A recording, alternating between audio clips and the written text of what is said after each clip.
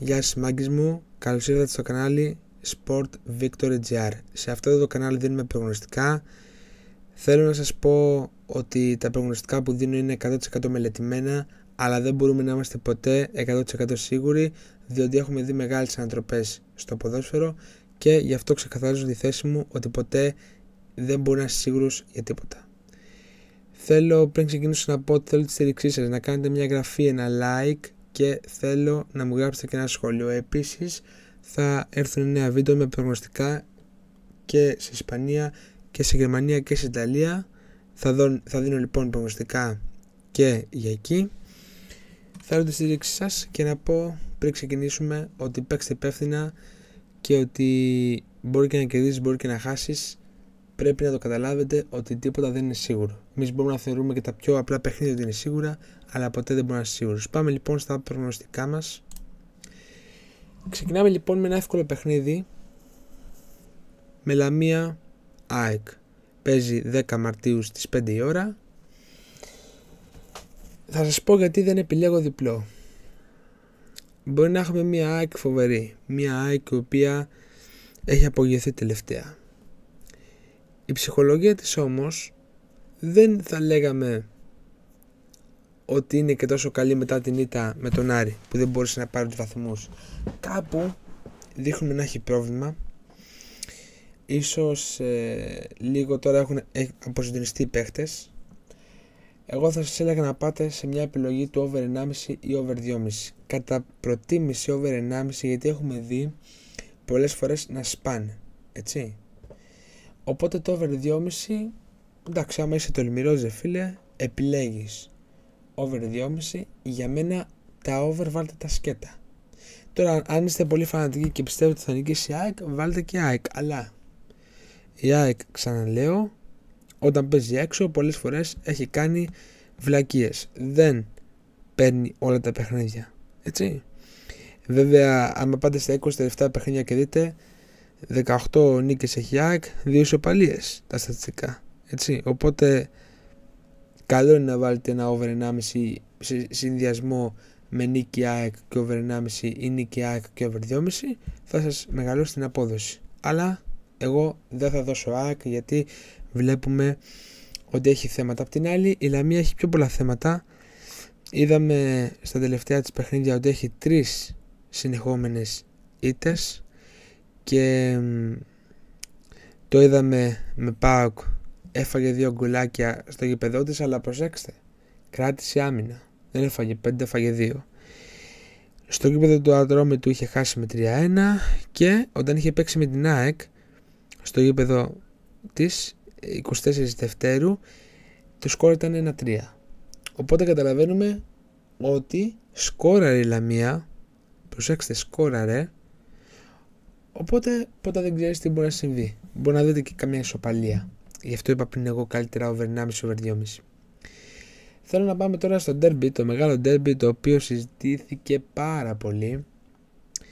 Και να θυμίσουμε ότι στην προηγούμενη αγωνιστική, πριν μπούμε στα play-off, έγινε μια ανατροπή, έτσι. Βλέπουμε ένα Παναθηναϊκό ο οποίος είναι τελείως άχρηστος τον τελευταίο καιρό. Βλέπουμε ένα Παναθηναϊκό ο οποίος δεν μπορεί να νικήσει η Λαμία στο γήπεδό του ούτε την Κηφισιά. Είδαμε ένα άθλιο Παναθηναϊκό, είδαμε ένα Παναθηναϊκό ο οποίος δεν είναι Παναθηναϊκός αυτός. Ο Ολυμπιακός αντιθέτως, βλέπουμε έναν Ολυμπιακό ο οποίος πάει τέλεια. Εχθές δεν τα πήγε καλά, ομολογούμε να πούμε, και ο λόγος ήταν ότι έπαιζε μια ομάδα δύσκολη και επειδή θα σας πω ότι το είδα από κοντά το παιχνίδι, είδαμε να έχει ο Ολυμπιακός προβλήματα στην άμυνα. Πάρα πολλά προβλήματα στην άμυνα, μεγάλο πρόβλημα. Πρέπει να βελτιωθεί εκεί πέρα. Ο προπονητής όμως παρόλα αυτά έχει κάνει μεγάλη δουλειά. Είδαμε από την τελευταία ήττα του Ολυμπιακού στο γήπεδο του Παναθηναϊκού με 2-0, δεν έχει ξανακάνει ήττα ο Ολυμπιακός. Τώρα έκανε με τη Μακάμπι Τελαβίβ. Εγώ πιστεύω ότι θα έχουμε άσο, διότι θα έχουμε ένα γεμάτο γήπεδο με κόσμο να ψυχώνει τον Ολυμπιακό και πιστεύω ότι οι παίχτες θα αφήσουν το λάθος πίσω τους. Βέβαια, να πούμε ότι οι παίχτες έχουν και λίγο την κόπωση, είναι και λίγο κουρασμένοι, γιατί είχαν ένα απαιτητικό παιχνίδι με τη Μακάμπι και στεναχώθηκαν και πάρα πολύ από ό,τι τους είδα. Οπότε να περιμένετε λίγο. Εγώ πιστεύω γκολ δεν θέλω να δώσω. Αλλά πιστεύω άσο. Να περιμένετε η άσο. Τώρα το χ δεν είναι, για μένα θέλει να παίξει χ, δεν είναι παιδί μου ότι δεν θα γίνει κατόρθωτο. Απλά εντάξει, εγώ θα δώσω έναν άσο. Πιστεύω δηλαδή ότι ο Ολυμπιακός έχει πάρα πολλές πιθανότητες να το πάρει το παιχνίδι αυτό και πρέπει να το πάρει, γιατί βαθμολογικά θα πιεστεί να το πάρει. Έχει μεγάλο πλεονέκτημα. Ο Παναθηναϊκός όμως δεν πιστεύω πάλι ότι μπορεί να νικήσει, ούτε πιστεύω να κρατήσει χ. Είναι ένας άχρηστος Παναθηναϊκός. Είναι ένας Παναθηναϊκός που έχει προβλήματα. Δηλαδή σε σώζει ο Φώτης ο Ανίδης συνέχεια και βάζει γκολ. Όχι, είναι ένας Παναθηναϊκός ο οποίος είναι τελείως άχρηστος. Οπότε ναι, μην παρεξηγείτε τώρα. Εγώ λέω αυτά που έχω μελετήσει. Και πάμε και στο τελευταίο. Το τελευταίο θα το δώσω άσο. Πιστεύω ο Ολυμπιακός, λέω, ο ΠΑΟΚ έστω και με ένα γκολ θα πάρει την νίκη. Αλλά εδώ έχετε ένα μεγάλο ζήτημα, ότι ο Άρης θέλει να πιέσει. Μετά αυτό που έκανε στο γήπεδο του με την ΑΕΚ, θέλει να πιέσει. Βέβαια στο γήπεδο του Παναθηναϊκού έχασε από έναν άχρηστο Παναθηναϊκό. Οπότε εδώ πέρα θα σας έλεγα άσο. Τώρα θέλετε και over 1,5, παίξτε και over 1,5. Εγώ το βάζω και το άσο. Πιστεύω έστω και με ένα γκολ θα πάρει την νίκη. Δεν νομίζω να έχει θέμα, δεν νομίζω να υπάρχει πρόβλημα. Περιμένουμε λοιπόν να δούμε τα παιχνίδια αυτά. Εγώ δίνω αυτό το προγνωστικό, αυτά που σας είπα. Κρατήστε τα, είναι 3 παιχνίδια. Πιστεύω αυτά θα γίνουν από ό,τι μελέτησα.